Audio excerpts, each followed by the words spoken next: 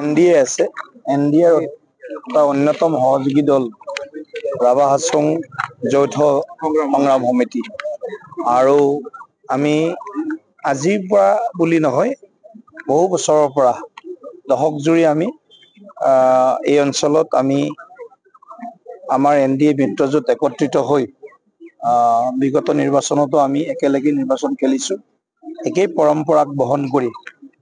আমি এইবাৰো 2 এপ্ৰিলত হ'ব লগা ৰাভা হাছং স্বায়ত্ত সাহিত্য পৰিষদৰ নিৰ্বাচনত আমি একেলগে নিৰ্বাচনত অৱতীৰ্ণ হৈছো। 37টা সমষ্টিৰ 37টা সমষ্টিয়ে যাতে এনডিএ ৰাইজৰ আশীৰ্বাদেৰে আমি জয়লাভ কৰিব পাৰো, তাৰ কাৰণে আমি সকলো যি প্ৰচেষ্টা লাগে, ৰণৰ নীতি লাগে বা নিৰ্বাচনী প্ৰচাৰ কৌশল লাগে, সকলোখিনি আমি একেলগে বহি সমন্বিতে আমি প্ৰয়াস চলাম। আৰু নিশ্চিতভাৱে ৰাইজ উন্নয়নৰ পক্ষত অৱস্থান কৰিব। আৰু বিগত সময়ত আজি আমি বহু বছৰ ধৰি এই অঞ্চলত আমি সদায় আহি থকা এটা পৰিৱেশ যিটো আছিল, সেই পৰিৱেশৰ মানে এটা সুন্দৰ উন্নতি দেখিবলৈ পাইছো। ৰাস্তা ঘাটৰ পৰা আৰম্ভ কৰি সকলোবিলাক দিশত উন্নতি হৈছে। আৰু ৰাভা হাছং বিভিন্ন জাতি জনগোষ্ঠীৰ মিলন ভূমি, গতিকে ৰাভা ভাই ভনীসকলৰ লগতে ইয়াত বড়ো ভাই ভনীসকল, গাৰো ভাই ভনীসকলৰ লগতে কোচ ৰাজবংশীৰ পৰা আৰম্ভ কৰি অন্যান্য আমাৰ ভাষা ভাষী লোকসকলে একেলগে সমন্বয়েৰে মিলি আমি এই ৰাভা হাছং এলেকাটোক অসমৰ অন্যতম এক উন্নত অঞ্চল হিচাপে গঢ় দিয়াৰ সমান লক্ষ্য, সমান আকাংক্ষাৰে আমি কাম কৰিছো। গতিকে ৰাইজক আমি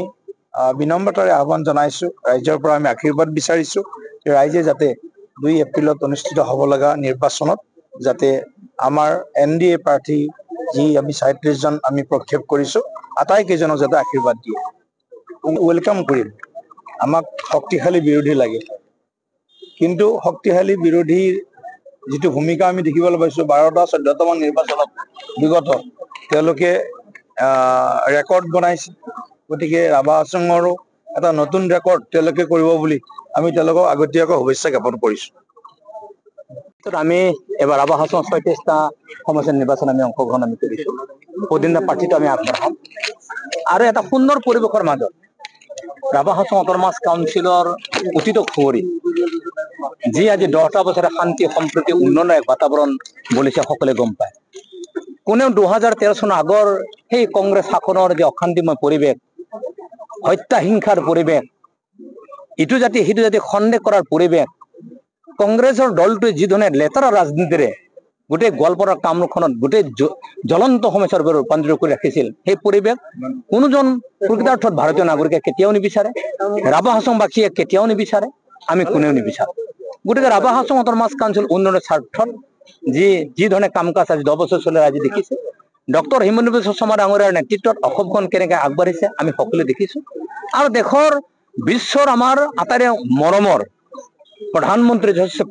নৰেন্দ্ৰ মোদী ডাঙৰীয়াৰ নেতৃত্বত ভাৰতবৰ্ষ কেনে সকলোৱে দেখিছে। গতিকে এই ইছ্যুসমূহ আগত ৰাখি আমি নিৰ্বাচন অংশগ্ৰহণ কৰিম আৰু এক কংগ্ৰেছ শূন্য আমি ৰাভা হাছং অট'নমাছ কাউন্সিলখন আমি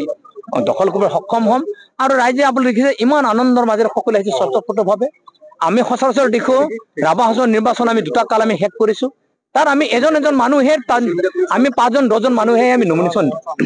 আজি যদি আপোনালোকে দেখিবলৈ পায় বিধানসভাত যেনেকৈ আমি নমিনেশ্যন দাখিল কৰো, পাৰ্লিমেণ্টত কেনেকৈ আমি নিৰ্বাচন আমি দাখিল কৰো, তেনে পৰিৱেশ ৰাভা হাছং আজি আহিছে। গতিকে এই পৰিৱেশটোৱে কয় যে এনডিএৰ নেতৃত্বত 36টা জিকিম, গোৱালপাৰাত 20টা জিকিম। ইয়াত প্ৰতিযোগিতা কৰা, ইয়াত প্ৰতিনিধিত্ব কৰা বা ইয়াত কোনো প্ৰতিনিধি থকাৰ কোনো প্ৰশ্ন উঠিব নোৱাৰে। মই ভাবো ভাৰতীয় জাতীয় কংগ্ৰেছ দলৰ মানুহবিলাকে মনৰ সন্তুষ্টিৰ কাৰণে তেখেতসকলে খুলিছে। গতিকে মই ভাবো এই 4 এপ্ৰিলৰ তাৰিখলৈকে তেখেতসকলে তেওঁলোকৰ নেতৃবৃন্দ, মই ভাবো বতৰটো অলপ সলনি হৈছে, তেখেতসকলে ৰাভা হাছং এলেকাত নাথাকি তেওঁলোকে ব্ৰহ্মপুত্ৰৰ কিনাৰত থাকক, হাৱাটো খাওক। তেখেতসকলে যিহেতু মহাকুম্ভ মেলাত কোনেও যোৱা নাই, গতিকে এতিয়া তাত তেখেতসকলে যাওক, উত্তৰ অঞ্চলত তেখেতসকলে যাওক। আৰু যদি তেখেতসকলে যাব নোখোজে, তেখেতসকলে আন্দামান নিকোবৰ দ্বীপপুঞ্জত গৈ শান্তিৰে থাকক। আৰু ইয়াৰ আমি এনডিএ 36টা জিকি ৰাইজে সুশাসন দিবৰ কাৰণে আমি সক্ষম হ'ম। কংগ্ৰেছৰ বিধায়ক আপুনি প্ৰকৃত ৰাভা নাপায় আৰু আপুনি গুণ্ডাগিৰি চলাই থকা বুলি তেওঁ অভিযোগ উত্থাপন কৰিছে। আপোনালোকে চাওক, জুবিন গাৰ্গ কোন? আমাৰ দেশৰ পাৰ্লিয়ামেণ্ট এফেয়াৰ্ছ ৰাজ্যিক পবিত্ৰ মাৰ্ঘেৰিটা কোন? কোন পবিত্ৰ ব্ৰহ্মপুত্ৰ আহোম তেওঁ কম নেকি মাৰ্ঘে তাতে লিখা লগা লগে তেওঁ নহয় বুলিছিলে প্ৰফেসৰ আবুল ৰাভাই ৰাভা জাতিৰ সংগ্ৰাম কৰিছে আজি লাষ্ট 35 ইয়াৰ ক'ত আছিল একে ৰচিদ আলম একে ৰচিদ আলমৰ ঘৰ ক'ত তেওঁতো বাংলাদেশী হয় তেওঁ প্ৰথমতে কৃষ্ণৰ বসবাস কৰিলে সৰু চাহৰ ঘণ্টি দোকানখন দিলে তাৰপিছত গোৱালপাৰা আহিল তাৰপিছত কাৰবিলাক গ'ল আৰু মই আপোনালোকৰ যোগেৰে মই কওঁ তাৰ অংগ কেনেকুৱা দুধনৈ টাউনৰ ওচৰতে 25 বিঘা মাটি কিনিছে কিয় কিনিছে তাৰমানে তেওঁ ঘূৰি ফুৰা আমি সেইকাৰণে অসমীয়া দেখাৰ কথা আছে মানে লৰি ফুৰা কেঁকোৰাৰ তেল নাই আমি ৰাভা মানুহ ট্ৰাইবেল মানুহ কেঁকোৰাটো খাওঁ কাকৰাটো খাওঁ আমি অতি ভাল স্বাস্থ্যৰ কাৰণে গতিকে তেওঁ দুৰ্নীতিগ্ৰস্ত আপোনালোকে জানে পেপাৰত তেওঁতো একজনী ওচৰত গৈ পেলাই মই ৰজা বুলি কোৱা মানে একে ৰচিদ আলম তেওঁ ৰজা বুলি কয় ৰজা আছে নেকি কংগ্ৰেছৰ মানুহবিলাকে নিজকে ভাবে সদায় ৰজা তাৰ প্ৰমাণ কি ৰাহুল গান্ধী প্ৰিয়ংকা গান্ধী সোনিয়া গান্ধী ৰবাৰ্ট ভাদ্ৰা তেওঁলোকৰ বেংকৰ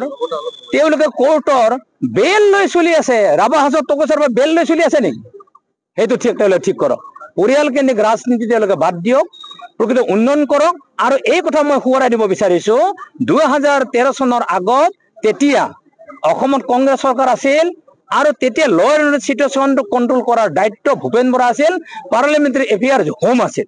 গোৱালপাৰাৰ দায়িত্ব তেওঁৰ আছিল সেই গোৱালপাৰা জিলাত তেওঁ থকাৰ সময়ত কৃষ্ণাৰ যি ঘটনা ঘটিছে সেই কথা একে ৰচিদ আলমৰ নেতৃত্বত ঘটা বুলি সেই সময়ত সকলো মানুহে কৈছিল হয় নহয় আমি নাজানো কিন্তু সেই সময়ত তেখেতসকলে ক'ত আছিল গতিকে সেই পৰিৱেশ আমি হ'বলৈ নিদিওঁ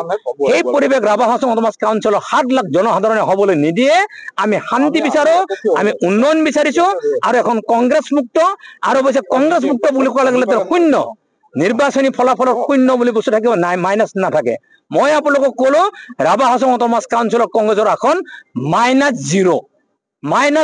তাৰমানে তেখেতসকলে ইয়াত তিষ্ঠিবই নোৱাৰিব সেইকাৰণে মই ভাবো তেখেতসকলৰ যদি কাৰোবাৰ হাই প্ৰেছাৰ আছে টেবলেট অসমৰ ডক্টৰৰ বাদ দি তেখেতসকলে মাদ্ৰাজ যাওক কাৰোবাৰ যদি ল' প্ৰেছাৰ আছে তেখেতসকলে দিল্লীত যাওক আৰু কাৰোবাৰ যদি মনবিলাক বেয়া হৈ আছে তেখেতসকলে মই ভাবো দেৰিকে হ'লেও তেখেতসকলে ত্ৰিবেণী সংগমত গা ধুৱক ব্ৰহ্মপুত্ৰত গা ধুৱক আৰু যদি তাতো গা ধোৱাৰ পৰিৱেশটো নাই মই চান্দুবিত ধুনীয়া পৰিৱেশ কৰিম গা পা ধুই নাচন বাগন কৰি ভাত খাওক চান্দুবিৰ মাছ খাওক আৰু তেখেতসকলে ৰাভা হাজোৰ কথা বাদ দিয়ক তেতিয়া আমি জয়যুক্ত হ'ম আৰু ইতিমধ্যে ৰাভা হাজং স্বায়ত্তশাসিত পৰিষদৰ এলেকাৰ পৰা কেইবাবছৰ ধৰি কংগ্ৰেছক বিদায় দিছে কংগ্ৰেছৰ অপশাসন ৰাভা হাজং স্বায়ত্তশাসিত পৰিষদৰ মুভমেণ্ট চলি থকা সময়ত নিৰ্বিচাৰে গুলী বৰ্ষণ কৰি লাঠি চাৰ্জ কৰি সেই ৰাভা হাজঙৰ স্বায়ত্তশাসিত পৰিষদৰ অন্তৰ্গত অঞ্চলত আৰচুৰ কৰ্মকৰ্তাসকলক মহিলা সমিতিৰ কৰ্মকৰ্তাসকলক তেওঁলোকে গুৰুকে পিটিছিল সেই দিন সেই কথা কোনো পাহৰি যোৱা নাই আৰু সেইকাৰণে কৈছো যে কংগ্ৰেছ মুক্ত ৰাভা হাজং স্বায়ত্তশাসিত পৰিষদ গঠন হ'বলৈ গৈ আছে আমি 36টা সমষ্টিতে NDA জয়যুক্ত হ'ম এই কথা চিয়ৰ আৰু টংকেশ্বৰ ৰাভা ডাঙৰীয়াই যি সুশাসন চলাইছে সকলো জাতি জনগোষ্ঠী ভাষা ভাষী ধৰ্মাৱলম্বী লোকক একত্ৰিত কৰি তেখেতে উন্নয়নৰ দিশটো আগবঢ়াই লৈ গৈছে গতিকে টংকেশ্বৰ ৰাভাই ভৱিষ্যতৰ দিনত আকৌ লিডাৰ হ'ব এই কথাটো স্পষ্ট গতিকে আমি NDAৰ সহযোগী প্ৰত্যেকে এই 36টা সমষ্টিত জয়যুক্ত হ'ম